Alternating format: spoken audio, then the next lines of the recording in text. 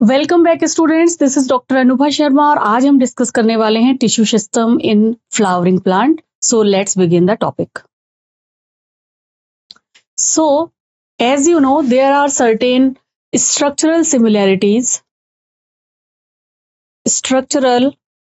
similarities and variation exist in both external and internal morphology of plant and animal both. Plant और animal दोनों का जो outer देखना मतलब जो स्ट्रक्चर है ना, वो अलग अलग भी हो सकता है और सिमिलर भी हो सकता है. तो जब हम आउटर रीजन को, उसके लुक्स को, उसकी पैटर्न को जिस साइंस में मतलब साइंस की जिस ब्रांच में स्टडी करते हैं उसे क्या कहते हैं? मॉर्फोलॉजी. उसे क्या कहते हैं हम? मॉर्फोलॉजी. राइट. तो ये हमें पता है कि स्ट्रक्चरल सिमिलरिटी भी पाई जाती है, उसमें वेरिएशंस भी पाई जाती है.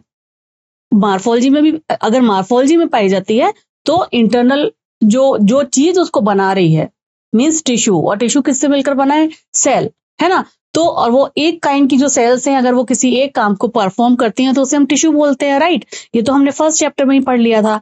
तो यहां मैं आपको ये बताना चाहती हूं कि स्ट्रक्चरल सिमिलरिटी एंड वेरिएशंस जो है ये दोनों जगह पाई जाती है. एक्सटर्नल जो अपीयरेंस है, चाहे वो प्लांट है चाहे एनिमल है, या इंटरनल है, दोनों जगह जो है स्ट्रक्चरल सिमिलरिटी या डिफरेंसेस या वेरिएशन पाई जाएगी.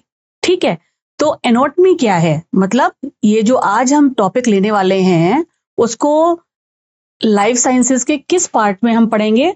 उसकी ब्रांच का नाम है एनाटॉमी या एनाटॉमी. ठीक है. जिसमें हम किसी भी तरीके के इंटरनल स्ट्रक्चर को स्टडी करते हैं. ठीक है. तो यहां पर हम चूंकि फ्लावरिंग प्लांट की बात कर रहे हैं तो फ्लावरिंग प्लांट का जो इंटरनल स्ट्रक्चर है वो कैसे कैसे वेरी करता है अपने काम के अनुसार, उसके बारे में हम यहां पर इस पर्टिकुलर चैप्टर में, इस पर्टिकुलर डिस्कशन में बात करेंगे. Okay. So plant consist of cell organised in tissues which form organs. अब आपको ये वाली बात बहुत अच्छे से पता है कि ये जितने भी प्लांट होते हैं, अगर हम ऑर्गेनाइजेशन, लेवल ऑफ ऑर्गेनाइजेशन की बात करें तो कहाँ से शुरू होता था? वो बायोमोलिक्यूल से लेकर फिर then tissue, then cell, then tissue, then organ system. अगर हम ह्यूमन बीइंग की बात करें या एनिमल्स की बात करें तो हाईएस्ट लेवल ऑफ क्लासिफिकेशन जो ऑर्गेनाइजेशन है वो ऑर्गन सिस्टम पर आकर रुकता है, जबकि प्लांट में वो ऑर्गन पर आकर रुकता है, क्योंकि प्लांट में कोई ऑर्गन सिस्टम जैसी कोई चीज होती नहीं है. ठीक है. तो plant consist of cell organised into tissue which form organs. जो टिश्यू है वो अलग अलग तरीके के ऑर्गन्स बनाते हैं. जैसे कि लीफ है, उसका एक अपना काम है फोटोसिंथेसिस. स्टेम है, वो मैकेनिकल सपोर्ट कर रहा है एंड ट्रांसपोर्टेशन कर रहा है फूड का एंड किसका? वाटर का, है ना. ऐसी रूट्स हैं, रूट्स का भी अपना एक काम है. तो वो डिफरेंट ऑर्गन है या डिफरेंट पार्ट हैं प्लांट के. तो यहाँ पर ऑर्गन सिस्टम जैसी कोई चीज यहाँ पर नहीं होती है. तो यहाँ पर हम जो भी डिस्कशन करेंगे वो इन पर्टिकुलर जगह के बारे में करेंगे और इनमें कौन कौन से टिश्यूज हैं इन्वॉल्व और उनमें क्या क्या बदलाव हुए हैं according to that particular part, उसके बारे में हम यहाँ पर डिस्कशन करेंगे. So different plant organ have distinct internal structure. ये मैंने अभी अभी आपको बताया कि अलग अलग प्लांट ऑर्गन, क्योंकि वो अपनी फंक्शन के आधार पर उसमें मॉडिफिकेशंस हो जाते हैं, है ना. कि ये जरूरी नहीं है जो मॉडिफिकेशन रूट में हुआ है वो ही मॉडिफिकेशन लीफ में भी हो. भाई लीफ का काम अलग है. लीफ का काम क्या है? लीफ का काम है फोटोसिंथेसिस करना. रूट का क्या काम है? रूट का काम है वाटर को एब्जॉर्ब करना, मिनरल को एब्जॉर्ब करना. तो डिफरेंट प्लांट जो हैं उनके ऑर्गन्स जो है वो उनका अलग अलग इंटरनल स्ट्रक्चर होता है and internal structure adapt to diverse environment, है ना. So in this particular chapter we will explore the internal structure and functional organization of plants. internal structure के बारे में हम जानेंगे और उसका functional organization कैसा है हायर प्लांट्स का, उसके बारे में हम इस पर्टिकुलर डिस्कशन में बात करने वाले हैं. ठीक है. ओके. सो यहाँ सबसे पहले जो हम बात करेंगे वो बात करेंगे हम टिश्यू के बारे में. ठीक है. तो टिश्यू क्या होता है? आपको पता है कि टिश्यू क्या है? It is a group of cell जिनका सेम ऑरिजिन होता है विद कॉमन ऑरिजिन. अब जब सेम ऑरिजिन है तो यूजुअली यूजुअली, एक दो एक्सेप्शन हो सकते हैं, but usually perform common function. So what does it mean? Tissue की डेफिनेशन क्या रही? टिश्यू की डेफिनेशन है a tissue is a group of cells with a common origin usually perform a common function. ठीक है, अब टिश्यू दो तरीके के होंगे। एक तरीके का टिश्यू है जिसे बोलते हैं हम मेरिस्टेमेटिक टिश्यू, और दूसरी तरीके का टिश्यू होता है जिसे हम कहते हैं परमानेंट टिश्यू। तो मेरिस्टेमेटिक टिश्यू कौन से होते हैं? वो टिश्यू जो कंटिन्यूअसली क्या करते रहते हैं? डिवीजन करते रहते हैं, फटाफट फटाफट डिवीजन करते रहते हैं, और इनकी सेल लगातार through out the life of the plant, ऐसा इसमें कोई एज बार नहीं है। जैसे कि अगर हम ह्यूमन की, एनिमल की बात करें तो एक up to a certain limit, वहीं तक हमारी हाइट बढ़ती है, उसके बाद बंद हो जाता है ना। लेकिन प्लांट तो जब तक जिंदा है उसकी हाइट बढ़ेगी, उसकी वृत्त बढ़ेगी, है ना, उसकी लीव्स बढ़ेंगी, अगर वो हेल्दी प्लांट है तो उस समय पर ये जो मेरिस्टेमेटिक टिश्यू है वही काम करता है। ठीक है, क्योंकि ये कहाँ कहाँ पाया जाता है अभी आगे वाली स्लाइड्स में बात करते हैं। लेकिन यहाँ अभी हमने क्या जाना? हमने जाना कि ये जो टिश्यू के जो टाइप हैं, और जो फर्स्ट टाइप है, वो पहला जो टाइप है वो है मेरिस्टेमेटिक टिश्यू का, जो जिसकी सेल्स की क्वालिटी होती है कि वो कंटिन्यूअसली डिवाइड करते रहते हैं, और डिवाइड करके वो डिफरेंट काइंड के टिश्यू अलग अलग तरीके के बनाते रहते हैं, और वो अलग अलग तरीके के टिश्यू जो है वो अलग अलग अपना अपना काम पकड़ लेते हैं। ठीक है, तो ये जो है मेरिस्टेमेटिक टिश्यू, ये कन्वर्ट हो जाते हैं परमानेंट टिश्यू में। जैसे कि एक सेल है मेरिस्टेमेटिक टिश्यू की, इसने क्या किया? दो सेल्स बना दी, तो एक तो बन गई परमानेंट टिश्यू और दूसरी वापस से मेरिस्टेमेटिक टिश्यू ही रह गई। ठीक है, दूसरी वाली नहीं कन्वर्ट होगी, वरना फिर अगर वो दोनों ही परमानेंट टिश्यू में कन्वर्ट हो जाएंगे तो मेरिस्टेमेटिक, जैसा कि मैंने आपको बताया कि थ्रू आउट लाइफ डिवीजन करते हैं, वो कौन करेगा? तो एक तो परमानेंट टिश्यू में कन्वर्ट होती है, बाकी दूसरी मेरिस्टेमेटिक टिश्यू की फॉर्म में ही रहती है। ठीक है, ओके। सो पहला टाइप क्या था? पहला टाइप हमने डिस्कस किया मेरिस्टेमेटिक टिश्यू, और ये कन्वर्ट हो जाती है जैसा कि मैंने आपको बताया परमानेंट टिश्यू में। और परमानेंट टिश्यू का क्या है? These cells are not capable of division, ये डिवीजन नहीं करती हैं, मतलब ये डिफरेंशिएट हो जाती हैं अपने एक पर्टिकुलर काम को लेके, जो भी इनका फाइनल टास्क इनको दिया जाता है। ठीक है, अगर इनको रूट वाला टास्क दिया जाता है तो ये उसकी फॉर्म में कन्वर्ट हो जाएंगी। अगर ये थ्रोन का इनको टास्क दिया जाता है कि भाई तुम ट्रांसपिरेशन को रोको, वो वाला लीफ को कन्वर्ट कर दो या स्टेम को कन्वर्ट कर दो, अगर हम बोगनविलिया की बात करें, है ना, जैसे एग्जाम्पल्स हमने पढ़े हुए हैं, तो ये उसमें कन्वर्ट हो जाएंगी।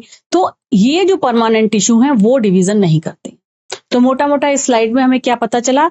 हमें इस स्लाइड में पता चला एक तो टिश्यू की डेफिनेशन, जो कि क्या है? It is a group of cell with common origin usually perform common function, and the tissue are of two type, first type meristematic tissue and second type is permanent tissue. Meristematic tissue क्या करते हैं? Throughout life cell division करते हैं और plant की root को, shoot को grow करने का काम करते हैं।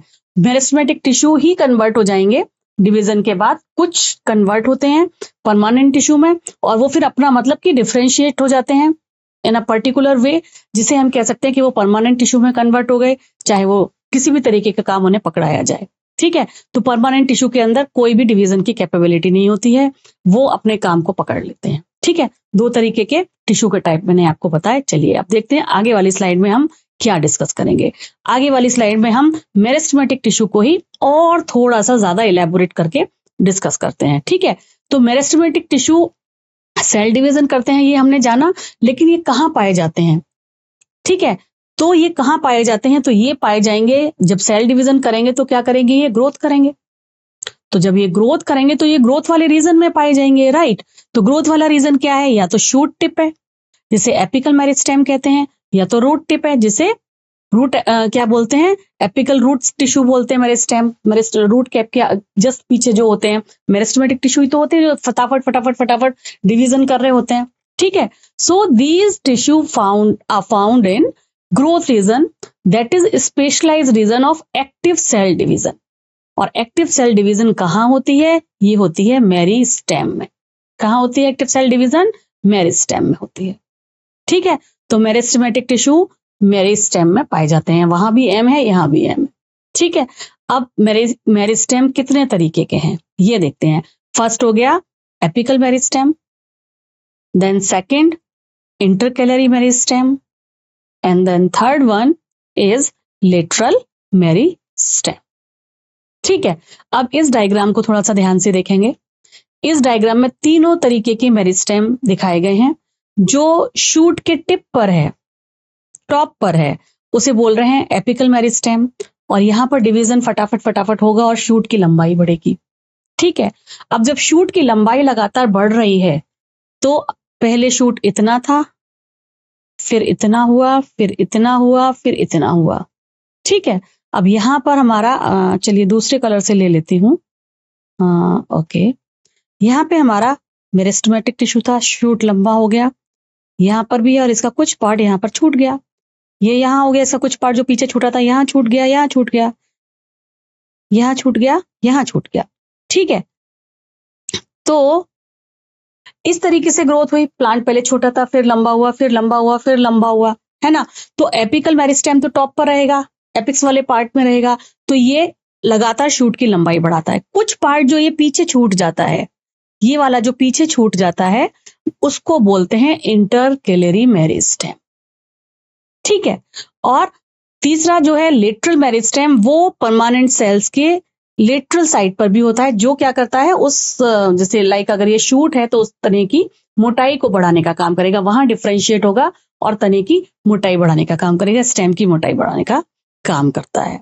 ठीक है, इंटरकेलरी कहाँ कहाँ पाया जा रहा है, इन बिटवीन पाया जा रहा है, जिससे कि ये ब्रांचिंग भी हो पा रही है डिवीजन से, है ना, और मोटाई कहां से बढ़ रही है, लेटरल मेरिस्टेम से। ठीक है, सो इस तरीके से हमने देखा कि मेरिस्टेम तीन तरीके के हैं। अभी हम मेरिस्टेमेटिक टिश्यू डिस्कस कर रहे हैं। एपिकल मेरिस्टेम जो टॉप पर पाया जाएगा, इंटरकेलरी जो से थोड़ा नीचे पाया जाएगा, लेटरल साइड्स में जो पीछे की तरफ रह जाएंगे वो भी डिवीजन करते हैं, और लेटरल मेरिस्टेम जो परमानेंट टिश्यू के बीच में पाए जाते हैं। चलिए, तो एपिकल मेरिस्टेम सबसे पहले देखेंगे, ये कहाँ लोकेटेड है। These are located at the tip of root, at the tip of root and shoot. कहां पर है, टिप पर पाया जाएगा। जैसे कि अभी हमने शूट का डायग्राम देखा था, वैसे ही सिमिलर वे में ये रूट का डायग्राम है। तो ये है रूट कैप हमारा, और रूट कैप के जस्ट ऊपर की तरफ जो डिवाइडिंग सेल है वो एपिकल मेरिस्टेम है, जहां पे मेरिस्टेमेटिक टिश्यू पाया जाता है। यहाँ पर लगातार क्या हो रहा होता है, प्राइमरी टिश्यू डिवीजन करके बढ़ता रहता है। So these are located at the tip of root and tip of shoot. Root apical meristem कहां पाया जाएगा, टिप ऑफ रूट पर, ये हमें याद होना चाहिए। ठीक है, और रूट ऑफ मेरिस्टेम के बाद क्या हुआ, ये बाहर की तरफ आप देख रहे हैं एपिडर्मिस है, और जहां पर इसके बाद जो रीजन आ गया वो है जोन ऑफ इलोंगेशन, डिवीजन होगा, फिर सेल की लंबाई बढ़ेगी, और उसके बाद जोन ऑफ डिफरेंशिएशन, एक डिफरेंशिएट हो जाएगी सेल अपने अपने काम के लिए, जो भी उसे काम पकड़ाया जाएगा। जैसे कि यहाँ पर जाइलम दिया हुआ है, उसके डिफरेंट पार्ट्स दिए हुए हैं, कुछ रूट हेयर्स भी होंगे उसके ऊपर, है ना। चलिए, अब खैर ये तो डिटेल रूट की है, अभी हम फिलहाल बात कर रहे हैं शूट की, बात कर रहे हैं टिश्यू की। तो रूट एपिकल मेरिस्टेम के बाद अब अगला जो है वो है शूट एपिकल मेरिस्टेम। ये कहाँ पाया जाएगा, ये पाया जाएगा शूट के टिप पर, इस रीजन में पाया जाएगा, है ना। ये है शूट एपिकल मेरिस्टेम, ये वाला पार्ट जो है ये शूट एपिकल मेरिस्टेम। तो it is distinct most of the stem axis. ठीक है, तो एपिकल मेरिस्टेम के बारे में हमने देख लिया। चलिए, अब हम बात करते हैं एक्सिलरी बर्ड की। ठीक है, ये जो एक्सिलरी बर्ड है ऊपर, ये तो शूट टिप था, ये जो साइड में बर्ड निकल रही है जो कि लेटरल डेवलपमेंट करेगी, ये वाली axillary bud, these are formed from the cells left behind by the shoot apical meristem can develop into the branches or flower। जो मैंने आपसे कहा था ना, धीरे धीरे धीरे धीरे धीरे लेंथ तो बढ़ रही है, और टॉप पर तो है ही एपिकल मेरिस्टेम, लेकिन जो नीचे रह गए वो भी तो कुछ करेंगे ना। वो जो डिवाइडिंग सेल रह गई, मेरिस्टेमेटिक सेल्स रह गई हैं, टिश्यू रह गए हैं, वो लेटरल जो है एक्सिलरी एरिया से ब्रांचेस को डेवलप करती हैं या फ्लावर्स को डेवलप करती हैं। ठीक है, so specific region of the apical meristem produce, apical meristem का जो स्पेसिफिक एरिया है वो क्या प्रोड्यूस करता है, डर्मल पार्ट प्रोड्यूस करता है, ग्राउंड पार्ट प्रोड्यूस करता है, एंड वेस्कुलर टिश्यू प्रोड्यूस करता है। वेस्कुलर टिश्यू प्रोड्यूस करता है। वेस्कुलर टिश्यू आपको पता है, वेस्कुलर बंडल का इसमें क्या आएगा, जाइलम एंड फ्लोएम आएगा। डर्मल पार्ट कौन सा है, जो एपिडर्मिस है, उसके नीचे वाला part dermal, and then ground tissue. ठीक है, तो एपिकल मेरिस्टेम का जो स्पेसिफिक पार्ट है वो ये सारे एरियाज प्रोड्यूस करेगा। अब आता है इंटरकैलरी मेरिस्टेम। ये कहाँ पाया जाता है? जैसा कि डायग्राम में अभी अभी हमने देखा था, occur between mature tissue. Mature tissue के पास में ही ये पाया जाता है और these are found in grasses and regenerate part removed by grazing herbivore.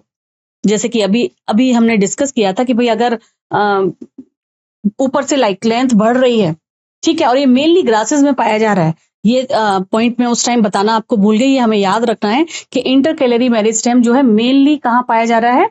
Grasses में पाया जा रहा है। कि अगर जैसे घास पहले छोटी है, फिर लंबी हुई, फिर लंबी हुई, ऊपर से गाय वगैरह ने या जितने भी हर्बी चरने वाले जानवर हैं उन्होंने खा लिया उसको, तो उसकी लंबाई छोटी थोड़ी हो जाएगी। नीचे की तरफ है इंटरकैलरी मेरिस्टेम जो उसको फिर से उतनी हाइट पर लेकर जाएगी, है ना। तो these are found in grasses, regenerate parts removed by grazing herbivore. Herbivore जो घास खा लेते हैं उसको दोबारा लंबाई, क्योंकि शूट एपिक्स तो उन्होंने खा लिया, अब कैसे बढ़ेगी, सोचने की बात है ना। तो ये और एपिक्स पर ही पाए जाते हैं, root apex and shoot apex. तो कैसे बढ़ेगी? तो ये वाला जो इंटरकैलरी मेरिस्टेम है वो उसको दोबारा से रीजनरेट करने का काम करता है, ठीक है। So intercalary meristem occur between mature tissue found in grasses, regenerate part removed by grazing herbivore. तो उस पर्टिकुलर पार्ट को रीजनरेट करता है ये, जो कि ग्रेजिंग एनिमल हर्बीवोर खा लेते हैं। तीसरा जो है अभी हमने डिस्कस किया, that is lateral meristem. Diagram तो हम देख ही चुके हैं। These occur in the mature region of the root and shoot and involve in the production or produce secondary tissue.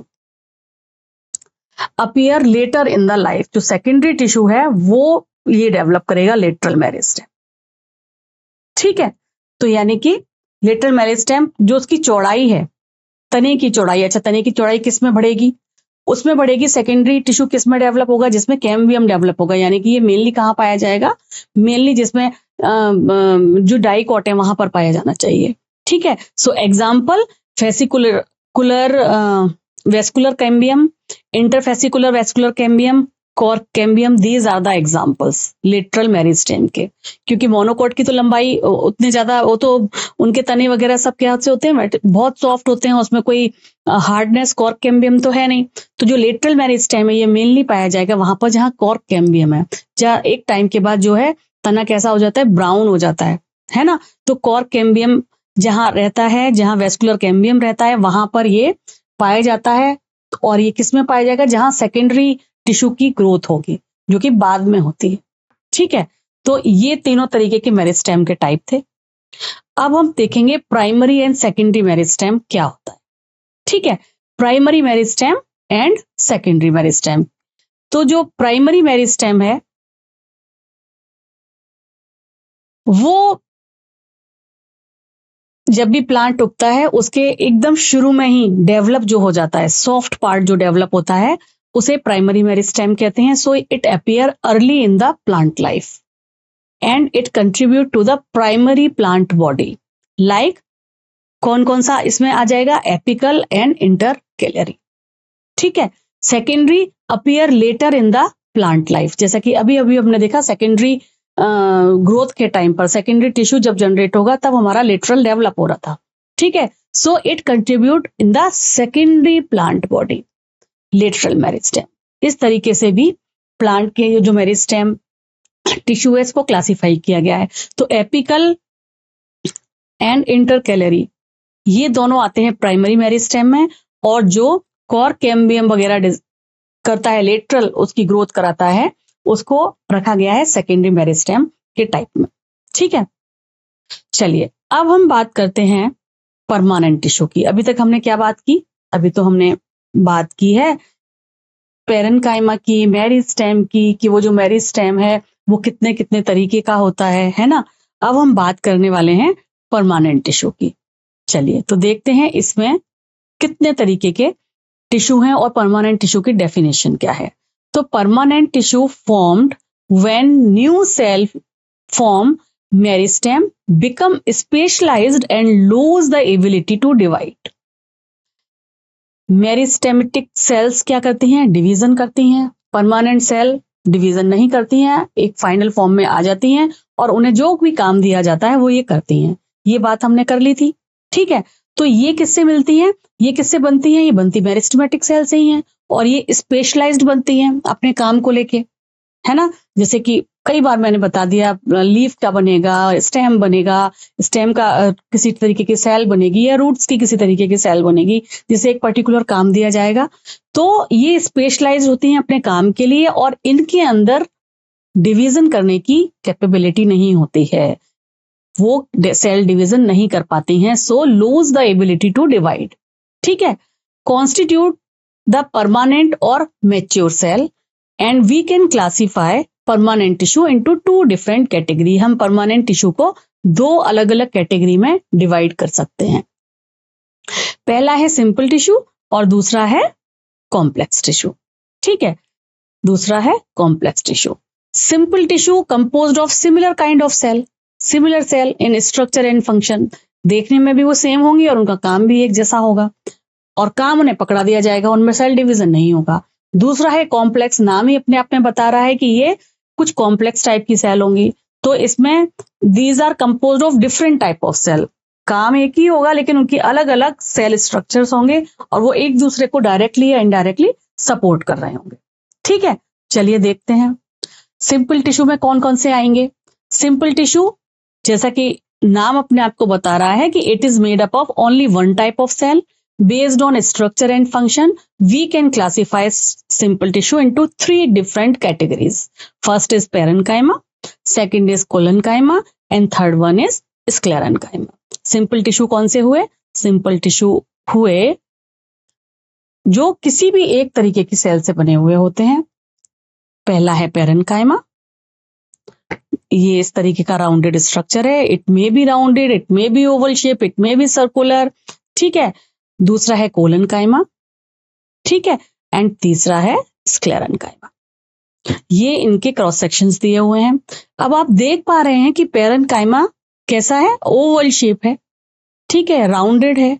आप देख पा रहे हैं कि इस पेरेनकाइमा के अंदर क्या है, ये जो गोल गोल हैं तो यानी कि ये स्टोरेज का काम कर रहे हैं, ये गोल गोल हैं, ये देखिए, और एक दूसरे से सटे हुए हैं। ये एक दूसरे से कितने भी सटे हुए हों, इनके बीच में स्पेस तो रहने ही वाला है, ये वाला, है ना। तो हम ये देख पा रहे हैं कि कोलेनकाइमा, ये देखिए ये रहा स्पेस अंदर। चलिए न्यूक्लियस भी बना देते हैं, वैक्यूल आप मान लीजिएगा, बाकी साइटोप्लाज्म आप मान लीजिएगा। तो ये हम देख पा रहे हैं कि पेरेनकाइमा की सेल्स के बीच में देयर इज अ स्पेस, ये वाला स्पेस है जिसे बोलते हैं इंटरसेलुलर स्पेस, ठीक है।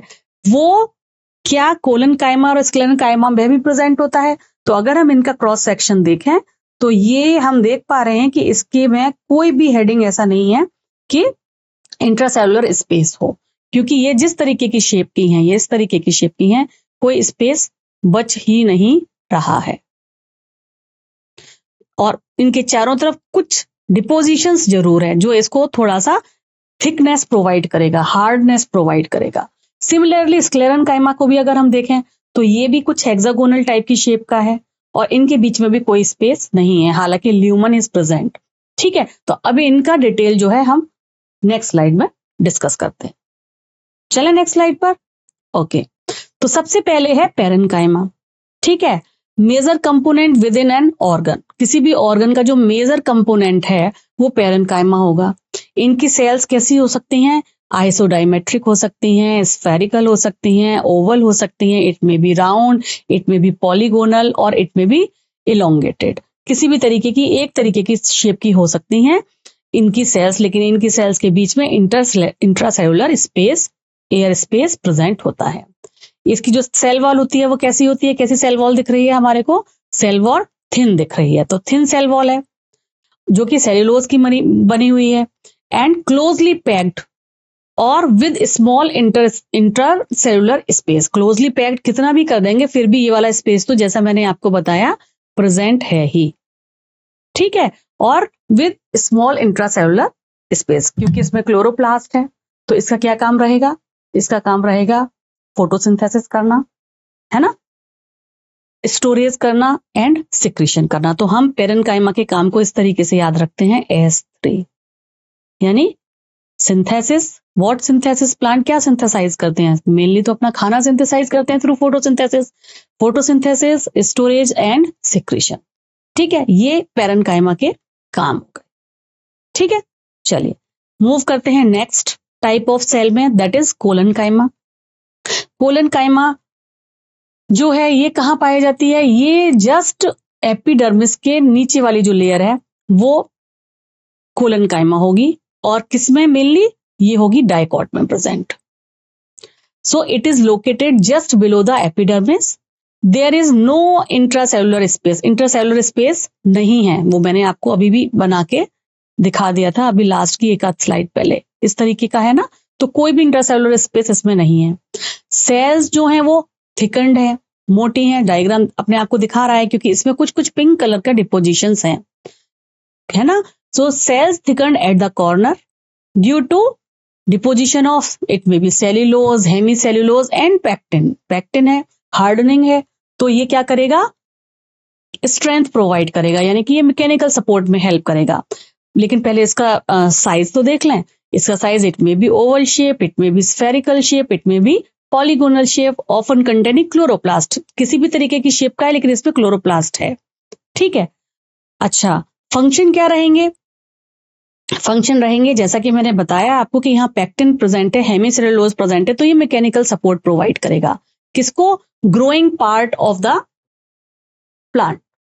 ग्रोइंग पार्ट, जैसे कि कोई नया नया पेड़ उगा है, जब वो ग्रीन कलर का स्टेम है, ठीक है, नई नई पत्ती उगी हुई है, तो उसका पीटीओल से वो जुड़ा हुआ है, तो वो वहां से उखड़ ना जाए, हवा आ रही है, हवा से पत्तियां लहर आ रही हैं, गिर ना जाए, तो वो जो मेन पार्ट है, यंग स्टेम जो हो गया ग्रीन कलर का है, जो पीटीओल हो गया, है ना, ये वहां से उसको मैकेनिकल सपोर्ट प्रोवाइड करेगा।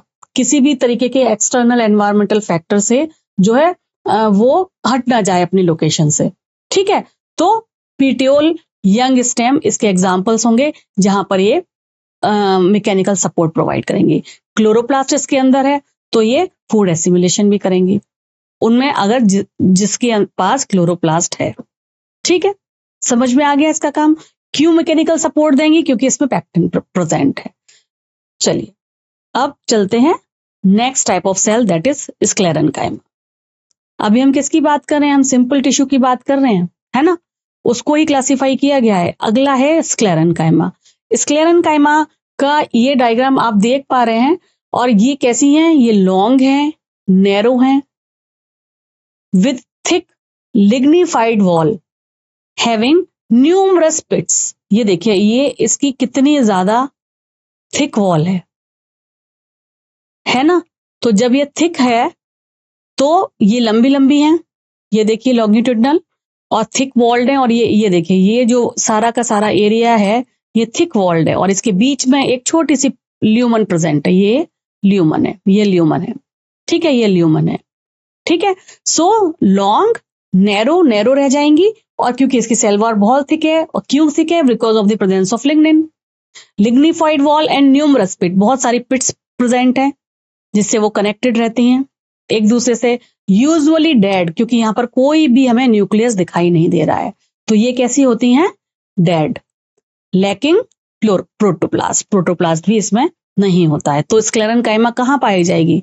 जब ये थिक इतनी सारी हैं, इनकी सेल वॉल हमें दिखाई दे रहा है, इतनी मोटी है, लिग्निन है इसके अंदर प्रेजेंट, और ये डेड हैं, तो ये हमें क्या प्रोवाइड करेंगी? हमें का मतलब है प्लांट्स को ये मैकेनिकल सपोर्ट प्रोवाइड करेंगी, है ना, मैकेनिकल सपोर्ट प्रोवाइड करेंगी। तो इनका काम हो गया। वो तो जैसे कि इससे पहले वाला जो हमने डिस्कस किया था वो यंग प्लांट को मैकेनिकल सपोर्ट दे रहा था, जबकि स्क्लेरेन्काइमा मैकेनिकल सपोर्ट देगा फुल्ली मैच्योर प्लांट को। इसके दो तरीके के टाइप हैं। पहला है fibre, thick walled, elongated, pointed cells in groups in various plants. इस तरीके की प्लांट सेल्स होती हैं ये देखिए पॉइंटेड है एक तरफ आके, ये यहां पर पॉइंटेड है, ग्रुप में प्रेजेंट होती हैं, थिक वॉल्ड है, इलोंगेटेड है, बहुत सारी जगह पे पाई जाती हैं, जिसे फाइबर बोलते हैं। दूसरा बोलता है स्क्लेरिड्स। स्क्लेरिड्स कैसी होती हैं? जैसे कि अभी ये, हाँ ये देखिए, ये रहा स्क्लेरिड, ये मैंने यही आपके लिए बना के रखा था। स्क्लेरिड कितना ज्यादा थिक है इसकी सेल वॉल, बीच में ल्यूमन है और बहुत सारी पिट्स हैं जिससे वो एक दूसरे से कनेक्टेड है, कैनाल भी बोल सकते हैं आप, उससे एक दूसरे से कनेक्टेड है। ठीक है, अब हम डिस्कस करते हैं स्क्लेराइड्स। स्क्लेराइड्स कैसी हैं? दीज आर कैसे, क्या शेप थी? स्फेरिकल शेप थी। It may be oval, it may be cylindrical, dead cell with narrow cavity. Cavity कैसी थी? बहुत छोटी थी, पतली थी। ठीक है, एंड ये भी क्या प्रोवाइड कर रही है? आपने सेल वॉल देखी थी ना, कितनी मोटी थी, कितनी ज्यादा थिक थी। ठीक है, तो जब वो इतनी थिक थी तो क्या प्रोवाइड कर रही है? मैकेनिकल सपोर्ट प्रोवाइड कर रही है। तो ये कहाँ कहाँ पाई जाएगी? ये ऐसे फ्रूट्स में पाई जाएगी जिनकी जो बाहर की सरफेस होती है, जिनका जो छिलका है जिसे हम कह सकते हैं, वो काफी हार्ड होगा। और किस में हार्ड होता है? डिफरेंट काइंड ऑफ नट्स में होता है, चाहे वो बादाम हो, चाहे वो अखरोट हो, चाहे वो पिस्ता हो, हार्ड होता है कि नहीं बाहर का। और या ऐसे फ्रूट्स में पाई जाती हैं जिनको अगर हम खाते हैं तो वो थोड़ा सा, उनका पल्प भी थोड़ा सा हार्ड होता है, वहां पर थोड़ी कम पाई जाएंगी। बस यही फर्क होगा, जैसे कि गुआवा है, पियर है, सपोटा है ना। इसके अलावा ये लेग्यूम्स जो होती हैं, यानी कि पी वाली जो फैमिली, यानी मटर वाली फैमिली, उसके सीड कोट में भी पाई जाती हैं एंड लीव्स ऑफ टी में भी पाई जाती हैं। ये दो आपको याद करने पड़ेंगे। बाकी इसकी थिकनेस के हिसाब से नट्स की सेल वॉल में पाई जाती हैं, ये आप ऑटोमेटिकली याद कर सकते हैं। जो फ्रूट हार्ड होते हैं खाने में, उनमें भी पाया जाता है स्क्लेरिड्स, ये भी आप याद कर सकते हैं। ठीक है, अब नंबर आता है सिंपल टिश्यू के, तीनों टाइप हमने डिस्कस कर लिए। अब नंबर आता है कॉम्प्लेक्स टिश्यू का। ठीक है, तो जो कॉम्प्लेक्स टिश्यू है, ये these are made of more than one type of cell working together as a unit. ठीक है, और इसका बहुत अच्छा एग्जाम्पल है वेस्कुलर सिस्टम, जिसमें आते हैं जाइलम एंड फ्लोएम। ठीक है, तो complex system are made up of more than one type of cell working together as a unit. Xylem क्या कर रहा है? वन वे डाउन टू, यानी कि रूट से लेके ऊपर तक। जैसे कि ये इस पॉट में क्या है? ये एक प्लांट उगा हुआ है, ये रूट्स हैं, रूट से वाटर एंड मिनरल्स एब्जॉर्ब करके ये जाइलम क्या कर रहा है? डिफरेंट पार्ट्स ऑफ प्लांट को सप्लाई कर रहा है।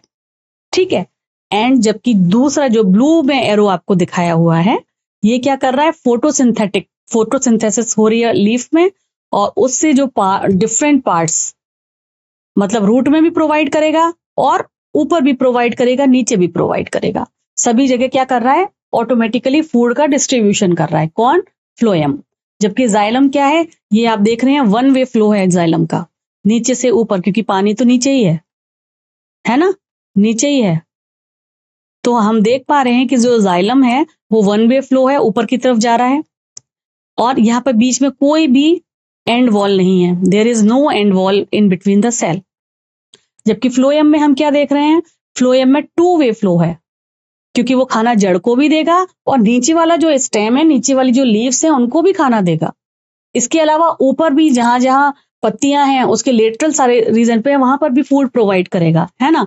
तो टू वे फ्लो है फ्लोएम का। एंड ये जो इसके अंदर क्या है? And wall with perforation. इसके अंदर वॉल बीच में पाई जा रही है, जिसमें छोटे छोटे परफोरेशंस प्रेजेंट हैं, जिसके थ्रू ट्रांसपोर्टेशन हो रहा है। ठीक है, तो ये जाइलम एंड फ्लोएम को इकट्ठा क्या बोलते हैं? वेस्कुलर सिस्टम बोलते हैं। और जाइलम फ्लोएम जो है वो किस तरीके के टिश्यू का टाइप है? कॉम्प्लेक्स टिश्यू का टाइप है, क्योंकि इसमें मोर देन वन टाइप ऑफ जो सेल हैं वो एक साथ काम करती हैं, एक यूनिट की तरह काम करती हैं।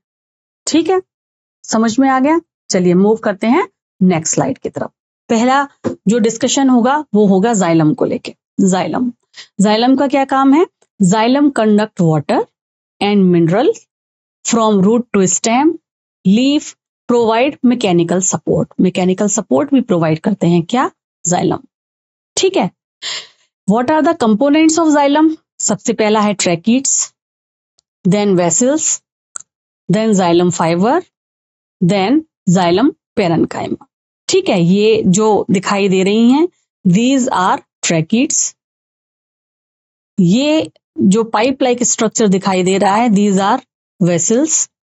ठीक है, दिस इज फाइबर, एंड इसके अलावा जो चौथा है वो है xylem parenchyma.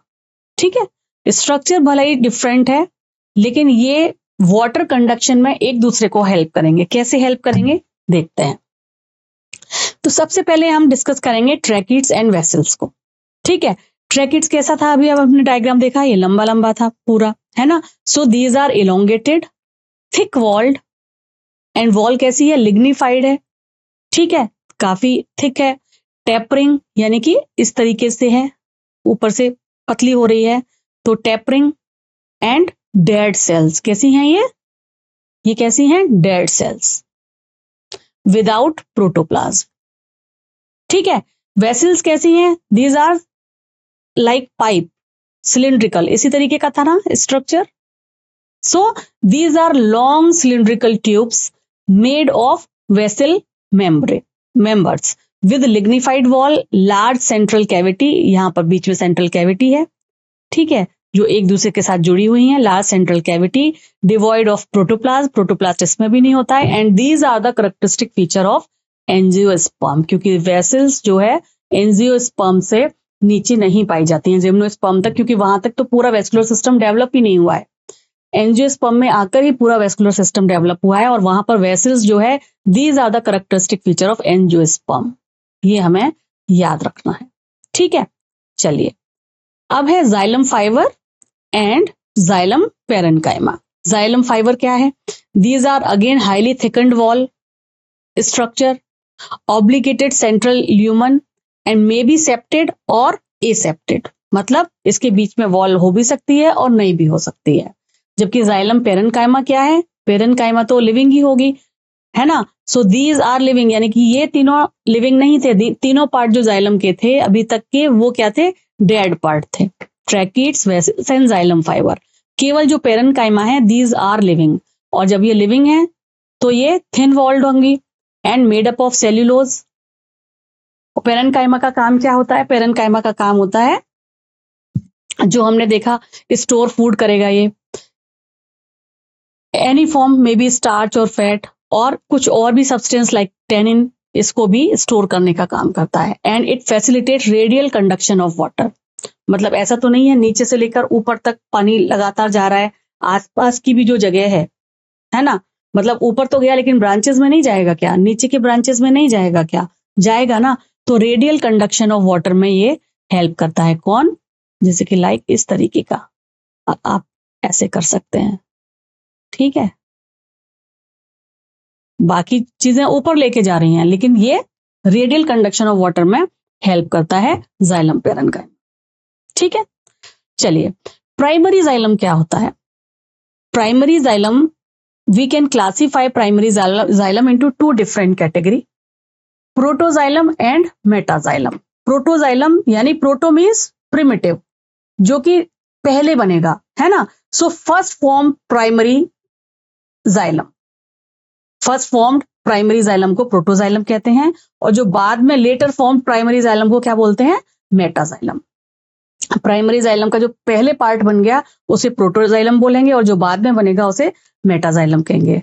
X arch and and arch, ये भी दो टॉपिक हैं जिसके बारे में आपको जानना जरूरी है, आपके एनसीईआरटी की बुक में दिया हुआ है। एक्स आर्च जो होता है वो पाया जाता है रूट्स में, मींस यहां पर जो पहले जाइलम बन गया, यानी कि प्रोटोजाइलम जो है, these are lies towards the periphery, proto periphery, ठीक है, पेरीफेरी में पाया जाता है यहां पर, प्रोटो पेरीफेरी इन रूट्स, इसे बोलेंगे एक्सार्च कंडीशन। जबकि metaxylem lies towards the centre, यहां पर मेटाजाइलम पाया जाता है सेंटर की तरफ, ठीक है। जब ये अरेंजमेंट हो जाइलम का, कि जो प्रिमिटिव टाइप ऑफ जाइलम है, जो पहले बना है वो पेरीफेरी की तरफ जाएगा, और जो नया बन रहा है वो सेंटर की तरफ जाएगा, उस तरीके के अरेंजमेंट को बोला जाता है एक्स आर्च अरेंजमेंट। और इस तरीके का अरेंजमेंट जो जाइलम का पाया जाता है वो पाया जाता है रूट्स में, ठीक है। क्या है, दोबारा एक बार रिवाइज कर लेते हैं। Protoxylem lies towards the periphery, proto P से याद रखेंगे आप, पीपीआर से याद रखेंगे, पीपीआर प्रोटोजाइलम पेरीफेरी इन रूट्स, ठीक है। रूट्स में प्रोटोजाइलम पाया जाता है टुवर्ड्स पेरीफेरी, तो ऑब्वियसली जो मेटाजाइलम है वो पाया जाएगा टुवर्ड्स द सेंटर, जिसे हम पृथ्वी बोलते हैं।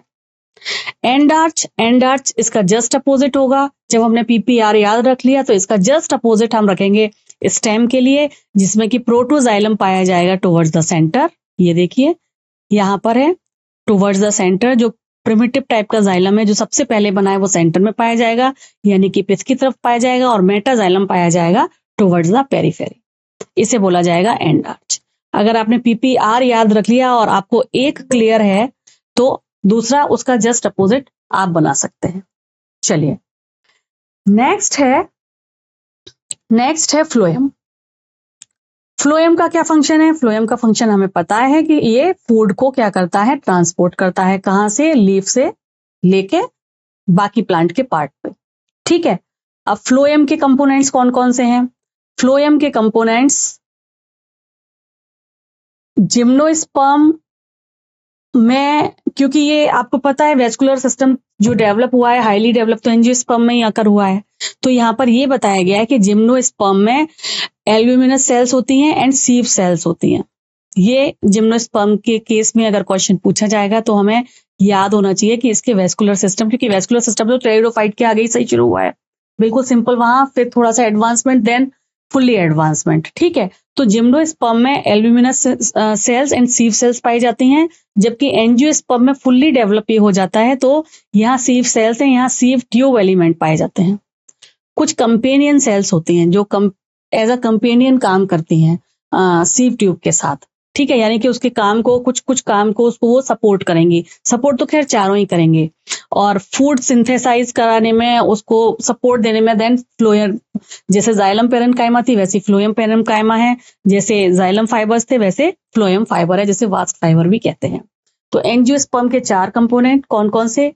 सीव tube, companion cell, phloem parenchyma and phloem fibre. ठीक है, जबकि जो जिम्नोस्पर्म है, जिम्नोस्पर्म में 2 हैं, एल्ब्यूमिनस सेल एंड सीव सेल्स। अगर हम इस पिक्चर को देखें तो ये फाइबर अगेन उसी तरीके का स्ट्रक्चर है जैसे जाइलम में हमने देखा था। ठीक है, थिक वॉल दिख रही है, ये है सीव ट्यूब एलिमेंट, एक दूसरे से कनेक्टेड परफोरेटेड है, इस तरीके का स्ट्रक्चर है। देखिए ये मैं स्ट्रक्चर क्यों बना रही हूँ, जब बना हुआ है तो इस तरीके का स्ट्रक्चर है, ये देखिए, जबकि परफोरेटेड है ना। इसमें बीच बीच में सीव प्लेट भी पाई जा रही है, इसके साथ में जो ये सेल्स लगी हुई हैं these are known as companion cell, यानी कि ये सीव एलिमेंट को किसी तरीके की कंपेनियनशिप दे रही हैं, उसके काम को संभालने में उसकी हेल्प कर रही हैं, इसीलिए इनको कंपेनियन सेल नाम दिया गया है। समझ में आ गया? तो चलिए एक एक करके पढ़ते हैं इसके बारे में। सीव ट्यूब एलिमेंट। सीव ट्यूब एलिमेंट क्या है? ये रहा सीव ट्यूब एलिमेंट,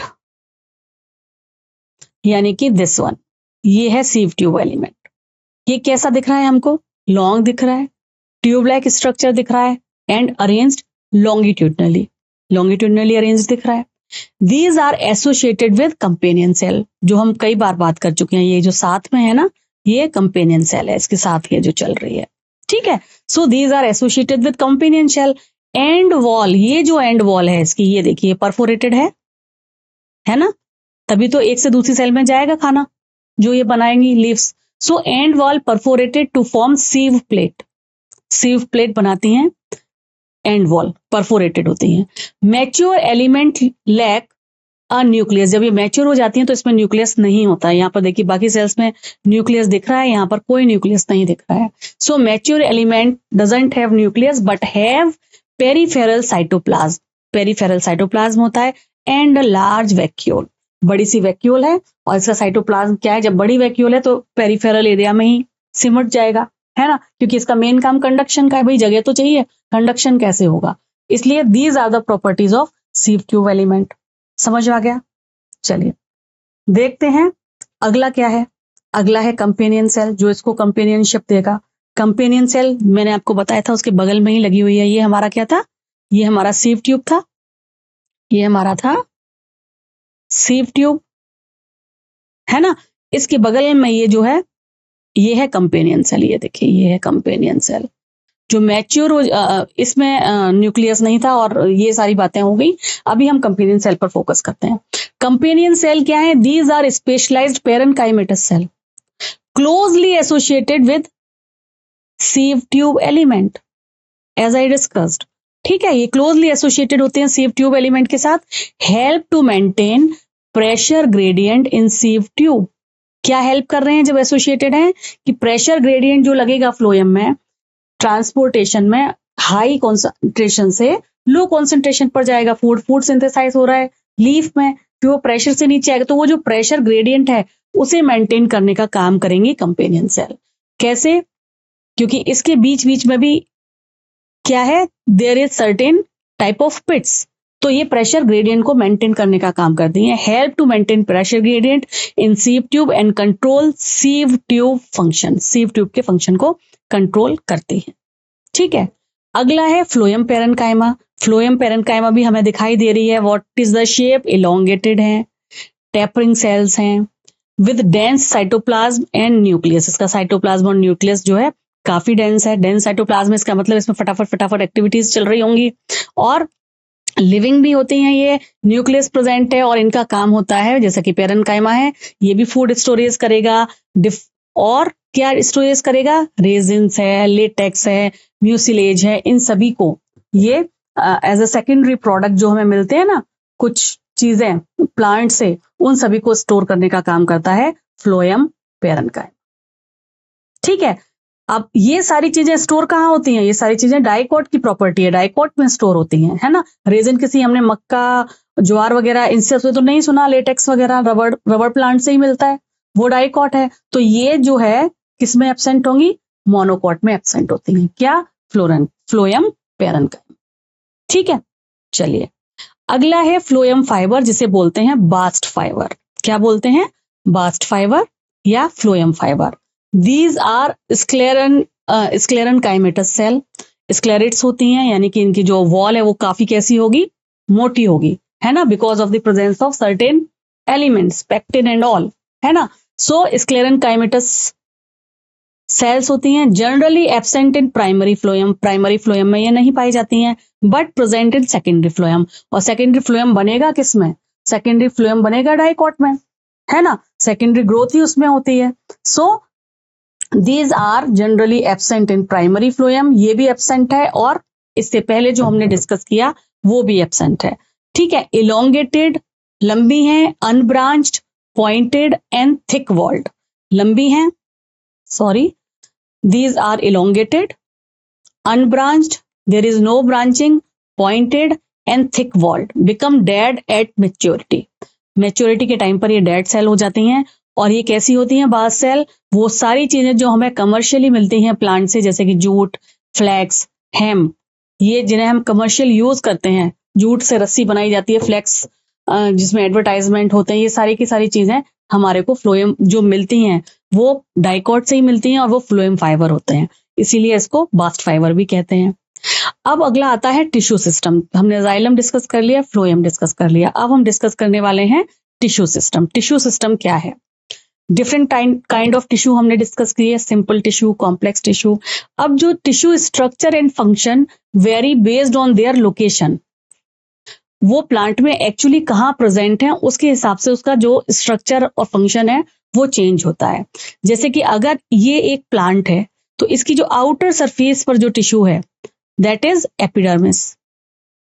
ठीक है, आउटर सरफेस पर है तो ये एपिडर्मिस है और ये प्रोटेक्टिव लेयर है, और इसके ऊपर एक हल्की सी पतली लेयर क्यूटिकल की भी पाई जाएगी जो कि वैक्सीन नेचर होती है ना, मगर वो क्यूटिकल रूट्स पर नहीं पाई जाएगी क्योंकि उसका तो काम ही है वाटर को एब्जॉर्ब करना। तो ये प्रोटेक्टिव लेयर की तरह काम कर रही है एपिडर्मिस। इसके बाद ये वाला जो टिश्यू है, ये सारा का सारा जो येलो में दिखाई दे रहा है, सॉरी हाँ येलो ही है, लाइट ग्रीन और येलो, इसे बोल रहे हैं हम फर्स्ट लेयर। तो हमारी जो आउटर थी वो है एपिडर्मिस, डर्मल टिश्यू जिसे कह रहे हैं। दूसरा है ग्राउंड टिश्यू जो कि बेसिक सपोर्टिव टिश्यू का टाइप होता है, these are known as basic supportive tissue. Then the third one, जो अंदर वाला ये जो एरिया है, ये this one, this is third one is vascular tissue और we can say conducting tissue, जिसमें जाइलम और फ्लोएम दोनों आते हैं। So these are involve in transportation of water, nutrition and food. तो क्या काम रहा?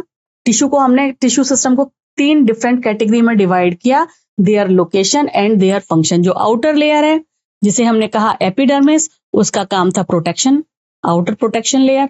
दूसरी जो लेयर है जिसे हमने कहा ग्राउंड टिश्यू या फंडामेंटल टिश्यू, वो है सपोर्टिव टिश्यू, प्लांट को सपोर्ट कर रहा है। और तीसरा कंडक्शन कर रहा है डिफरेंट न्यूट्रिएंट्स का एंड वाटर का।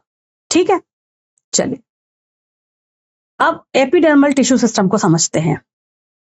ये क्या है? This is the outer most covering of the plant. ये एक ट्रांसेक्शन आपको दिखाया हुआ है। ये रहा अपर एपिडर्मिस, ये वाला जो है ये, दिस इज एपिडर्मिस, ठीक है। ये दिस वन सिंगल लेयर है, ठीक है। So outermost covering of the plant body is epidermal tissue. What are the component? Epidermal cell, these are elongated है, मगर सीधे खड़े ना होके लेटे हुए इलोंगेटेड है, ठीक है। इलोंगेटेड ही है ना, देखो लेटे हुए इलोंगेटेड है। So elongated compact parenchymatous cells with small amount of cytoplasm and large vacuole. भाई प्लांट सेल है तो लार्ज वैक्यूल तो यहाँ होनी है, ठीक है। तो small amount of cytoplasm and large vacuole forming a single layer continuous layer इसकी होती है। एंड इसके जस्ट ऊपर होता है क्यूटिकल, जो मैंने अभी जस्ट आपको बताया, cuticle which is a waxy layer. Cuticle is vaccine in nature, thick layer on the epidermis that prevent water loss. क्योंकि ये वैक्सी लेयर है इसलिए ये वाटर लॉस को बचाएगी, ठीक है। लेकिन ये रूट पे नहीं पाई जाएगी, क्योंकि रूट का काम वही, जैसा मैंने बताया, उसका तो काम ही है वाटर एब्जॉर्ब करना सॉइल से। अगर वहां भी पाई जाएगी तो वाटर वो ले ही नहीं पाएगा, and water is essential plant की अपनी ग्रोथ के लिए। तो क्यूटिकल कहाँ प्रेजेंट होगी? बाकी सारे एरिया में प्रेजेंट होगी एक्सेप्ट रूट, ठीक है। इसके बाद जो अगला आ रहा है ये है मेसोफिल। अपर लेयर क्या थी? एपिडर्मिस, देन मेसोफिल, फिर लोअर एपिडर्मिस, देन ये क्यूटिकल। ये स्ट्रक्चर होता है हमारा एपिडर्मल टिश्यू सिस्टम का। इसी एपिडर्मिस पे पाए जाते हैं छोटे छोटे पोर्स, जिसे बोला जाता है stomata. So stomata are structure in leaf epidermis. These are the structure present on the leaf epidermis for transpiration and gas exchange. These are composed of two guard cells. Guard cells, जैसे कि ये आप देख पा रहे हैं, ये एक पोर है, राइट, और ये गार्ड सेल है। गार्ड सेल की जो इनर लेयर है that is thick in nature, जबकि आउटर जो है, मैंने थोड़ा सा गड़बड़ बना दिया ऐसे, है ना।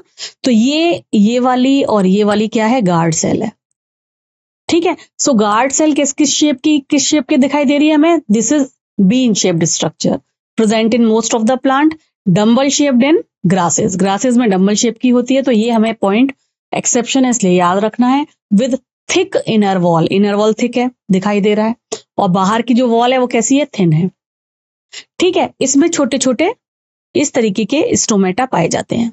तो कहां पाए जाते हैं स्टोमेटा? गार्ड सेल में पाए जाते हैं, ठीक है। स्टोमेटा के किस रीजन में पाए जाते हैं? गार्ड सेल में पाए जाते हैं। और उसके चारों तरफ भी कुछ इस तरीके की सपोर्टिंग सेल लगी होती हैं, जो इस पिक्चर में नहीं दिया हुआ है, लेकिन मैं बना देती हूं। इनको कहा जाता है सब्सिडरी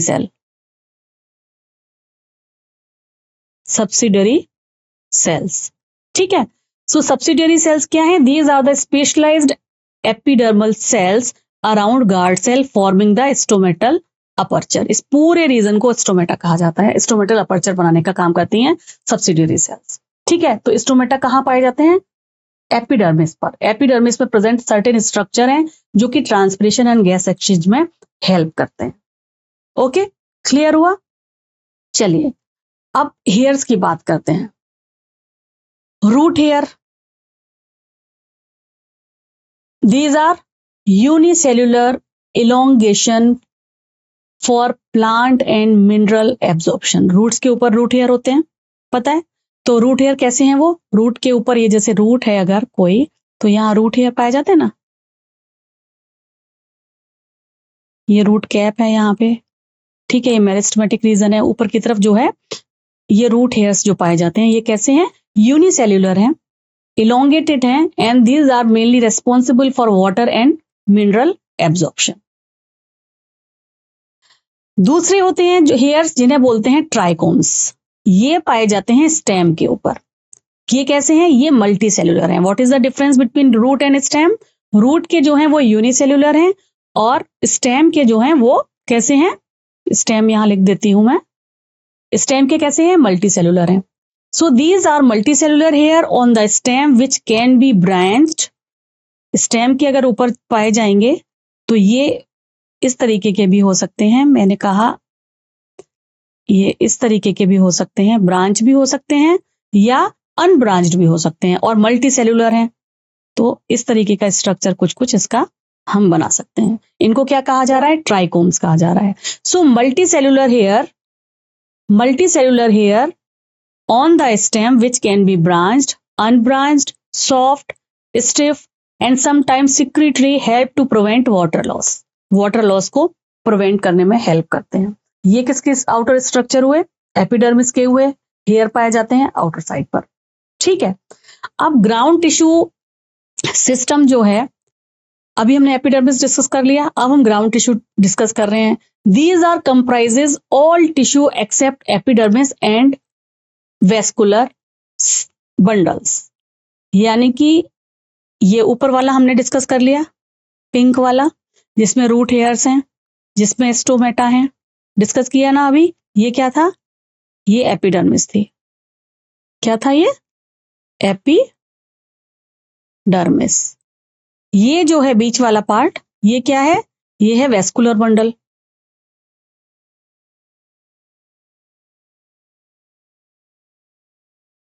तो वेस्कुलर बंडल और एपिडर्मिस के अलावा ये सारा का सारा जो पार्ट हमें दिखाई दे रहा है ग्रीन इन नेचर, वो सारा आ जाएगा ग्राउंड टिश्यू में। समझ में आ गया? सो यही यहां पर लिखा है, it comprises all tissue except epidermis and vascular bundle. What are the components? Simple tissue, parenchyma, collenchyma, sclerenchyma, ये सारा का सारा ग्राउंड टिश्यू में आएगा। पेरेन्काइमा कहाँ पाई जाती है? Parenchyma found in cortex, pericycle, pith, medullary ray and in primary stem and roots. ठीक है, वहां पर पेरेन्काइमा पाई जाती है। कोलेनकाइमा एंड स्क्लेरेन्काइमा कहाँ पाई जाएगी? कोलेनकाइमा एंड स्क्लेरेन्काइमा ये कहाँ पाई जाएगी? It provide support and structure, क्योंकि इसके अंदर क्या है? लिग्निन है, पेक्टिन है, तो ये सपोर्ट का काम करते हैं। कुछ यंग को, पेटियोल को करेंगे, यंग स्टेम को, कुछ हार्ड स्टेम को करने का काम करेंगे। जबकि इसके अलावा ये जो पेरेन्काइमा है, ये कॉर्टेक्स वाले रीजन में पाई जाएगी, जहां पर भी सिंथेसिस होनी है। ठीक है, मेडुलरी रे में पाई जाएगी, इन सभी जगह पे पेरिसाइकिल में पाई जाएगी, वहां सब पेरेन्काइमा पाई जाती है। What about leaves? These are ground tissue. जो लीफ का जो ग्राउंड टिश्यू होगा उसको बोलते हैं mesophyll. These are consist of thin walled chloroplast containing cell. Leaf का जो ग्राउंड टिश्यू है उसे क्या बोला? मीजोफिल, जिसमें क्या होते हैं? सभी में क्लोरोप्लास्ट होता है और वो थिन वॉल्ड होती है। ठीक है, चलिए अब है वेस्कुलर टिश्यू सिस्टम। हमने एपिडर्मल टिश्यू सिस्टम डिस्कस कर लिया, ग्राउंड टिश्यू सिस्टम डिस्कस कर लिया, अब हम डिस्कस कर रहे हैं vascular tissue system. What are the component? Xylem and phloem. और इन दोनों को इकट्ठे क्या बोलते हैं? वेस्कुलर बंडल्स बोलते हैं। टाइप ऑफ वेस्कुलर बंडल कौन कौन से होंगे? ओपन वेस्कुलर बंडल, जो कि पाया जाएगा डाइकॉट में। यानी कि ओपन यहां पर क्यों बोला गया है? क्योंकि ये ओपन है अपनी ग्रोथ करने के लिए ओपन है, तो उसको हम बोलेंगे ओपन वेस्कुलर सिस्टम। और ग्रोथ किसमें होती है ज्यादा से ज्यादा? पेरीफेरी भी बढ़ती है किसमें ज्यादा से ज्यादा? किन स्टेम्स में? डाइकॉट में। मोनोकॉट के तो बिल्कुल पतले और नाजुक होते हैं, है ना। सो ओपन वेस्कुलर बंडल किस में पाए जाएंगे? इस ट्रिक से आप याद कर सकते हैं कि ये डाइकॉट में पाए जाते हैं। और चूंकि डाइकॉट में पाए जाते हैं तो इसमें कैम्बियम भी प्रेजेंट होगा। So cambium present between phloem and xylem. ये देखिए, ये जो है दिस इज कैम्बियम। ठीक है, और ये जो बाहर की तरफ है ये है प्राइमरी फ्लोएम, अंदर की तरफ जो है वो है प्राइमरी जाइलम। ठीक है, सो कैम्बियम इज प्रेजेंट। ये जो है ये कैम्बियम है, ये जो ब्लैक लाइन जो आपको दिख रही है ना, ये कैम्बियम।